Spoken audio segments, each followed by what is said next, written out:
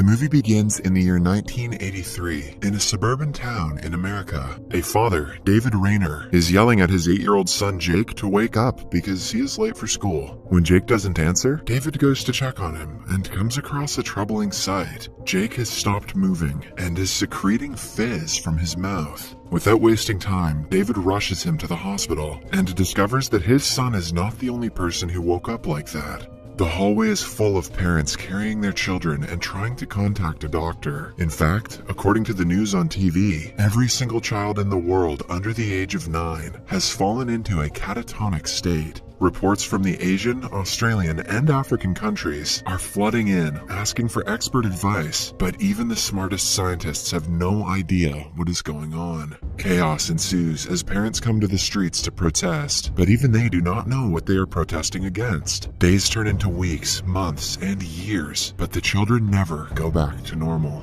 Every child born after 1983 is born in the same condition, threatening the end of mankind. Several laws are formed to protect the rights of sick children and to stop people from procreating further. This causes economic and social instability around the globe, which further gives rise to many problems. The only movement the children make is when they get intense seizures twice a day, at the same time every day. Science has no answers to what the seizures mean, just like it has no answers to the entire plague. Cut to 10 years later, 8-year-old Jake has now turned into an 18-year-old boy, but with no life inside of him. He is fed and kept in a healthy condition, but David and other parents of the world have given up on getting their children back. In David's town, the school is closed after the last batch graduates, and the gym hall is renovated into a hospital for sick children whose families have no means to take care of them. The head doctor at the gym is a woman named Jean. Then, we are introduced to Jean's ex-husband, Tom. He went to jail a few years ago for killing a man in a bar fight. The incident changed his life and took his job and family away. After serving prison time, he has just recently been let out on parole. Since Tom has no place to live, David allows him to stay at his house for a few days, where Tom also gets to meet Jake. David has brought several pieces of medical equipment for Jake's comfort. Tom comments that they must have cost a lot, but David rationalizes that nothing will amount to his son's happiness. He seems to believe that although his son cannot express his feelings, he can still tell what is going on around him.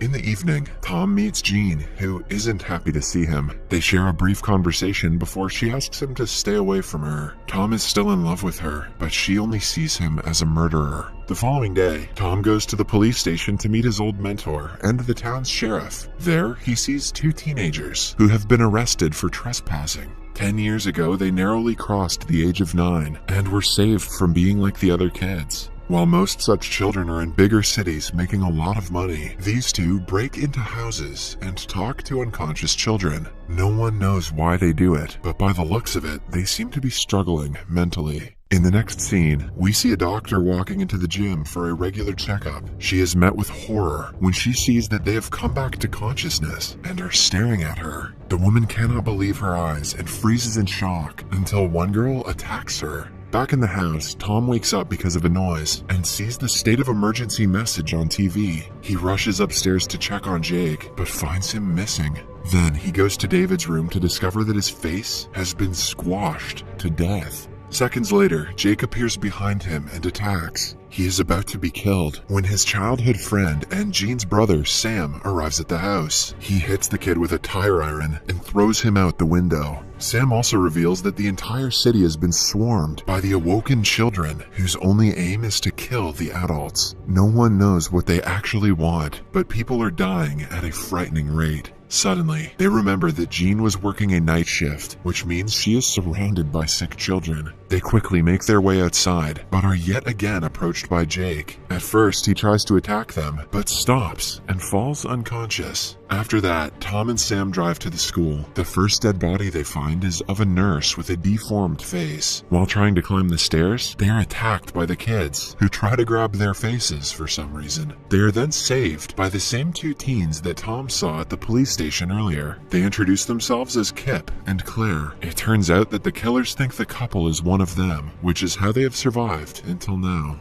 Tom asks them to quickly get out of the city, while he and Sam continue looking for Jean. When in the hallways, they are almost spotted by a horde of the killers, but they manage to hide inside a room with locked doors. They also find a group of 8 survivors waiting for help. The doctors think the police are on their way to help them, unaware that no one in the town is safe, including the police. Tom is told that Jean went up a vent to get medicine for an injured survivor. He follows her, asking Sam to take care of the others. A few minutes later, Sam hears someone trying to break the door. He panics and asks the group to go down the laundry chute. They make a rope out of bed sheets and manage to climb down, one after another. Sam goes last, but halfway through, he hears the others screaming in pain. Realizing that they have been attacked, he climbs back up and unties the bed sheets. Just then, he sees a nurse trying to climb up the chute, but because of his mistake, she falls to her doom. Everything goes quiet for a second, before Sam sees a guy inside the room. Meanwhile, Tom is crawling through the vent when he comes across another kid. He is about to be attacked, but Jean arrives at the right time to save him. They both come out of the vents, deciding to return to the others. However, upon reaching the room, they see Sam with a bloodied weapon and no survivors. Jean is heartbroken because they were all her colleagues. Tom calms her down before the 3 of them make their way outside. In the hallways, they are joined by Kip and Claire. A little further, they meet the sheriff, who is also looking for survivors. All of a sudden, a panicking guard attacks Claire, assuming that she is one of the children. Before he calms down, the actual children drag him away, while the others run to the door. Outside, the sheriff's wife Nora and the deputy are waiting for the survivors. When they are distracted, the children land an attack. Somehow, the others arrive at the right time and manage to free them. Amidst the chaos, Claire is left behind with the children while the others drive away. Kip is worried for her, but is hopeful that the children won't know she is a human. The group stops in the church, where Jean takes care of Sam's injured leg. He yells in pain for several minutes before she finally gives him drugs to make him sleep. While everyone stays in a safe room, Tom goes around the church to check if there are more children. While inspecting the chapel, he is attacked by a girl. The sheriff runs to see what's up and is shocked because the girl is his daughter. His wife Nora weakens at the sight of the girl in such a condition. Instead of killing her, they decide to tie her hands to the railings. Somewhere else, Kip finds a pastor's journal where he was writing interesting things about his dreams. A few hours later, they see the pastor outside being swarmed by children. This is a pastor's wet dream. They hold him to the ground while a kid touches his face and kills him. Before dying, the pastor says that he is not yet ready, disclosing that he knows something the others don't. Why didn't he tell them then? Kip then shows the journal to Tom and asks him to read the last entry. In it, the pastor has predicted his death, saying that his soul was taken by children through his face. Who wants to bet that he wrote that before the plague? He has also written a line that roughly translates to, "The children give what they receive." They are not able to decipher what it means, but Tom keeps the page just in case they need it in the future. Meanwhile, Nora sees her daughter tearing up and believes that she has turned into her normal self. She quickly unties her hands, only to be attacked and killed brutally. When the sheriff arrives at the scene,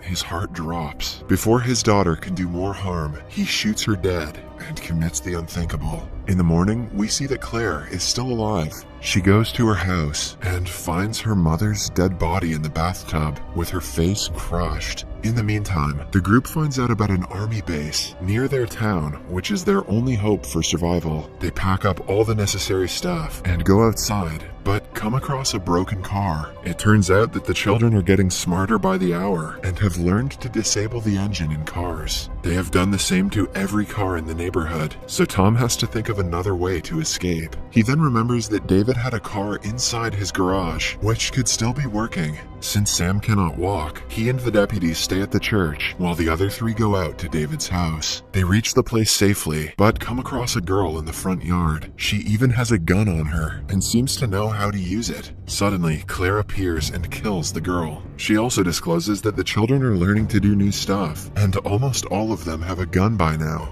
Welcome to the South, baby. Back in the church, a horde of children attack Sam and the deputy. A while later, the rest of the group arrives to their dead bodies. Jean kneels down near her brother and breaks into silent sobs. She gets up surprisingly quickly, driven by the will to kill all the children. On their drive to the town's border, everyone notices her stiff demeanor. When they are distracted, two guys start firing at the car. The tires go flat, causing them to come to a halt right in the line of fire. Tom asks everyone to stay down, but Jean doesn't listen. She comes out of the car and ambushes both enemies. She continues fighting even after they are dead, while the others watch in concern. Now that they are out of bullets, Jean wants to return to the town's police station and get some from their storage. Tom argues otherwise because there is no need for guns in the army base. Still, Jean remains adamant and makes her way to the police station on her own. Kip and Claire join her shortly after, leaving Tom the odd one out. He walks towards the army base for some time before sitting down to read the pastor's note again. He rationalizes that the children are sucking out people's souls, but the way to stop them isn't clear in the note. Meanwhile, in the police station, they find two children gathering up the weapons. Since they won't suspect Claire, she decides to go inside to steal the guns.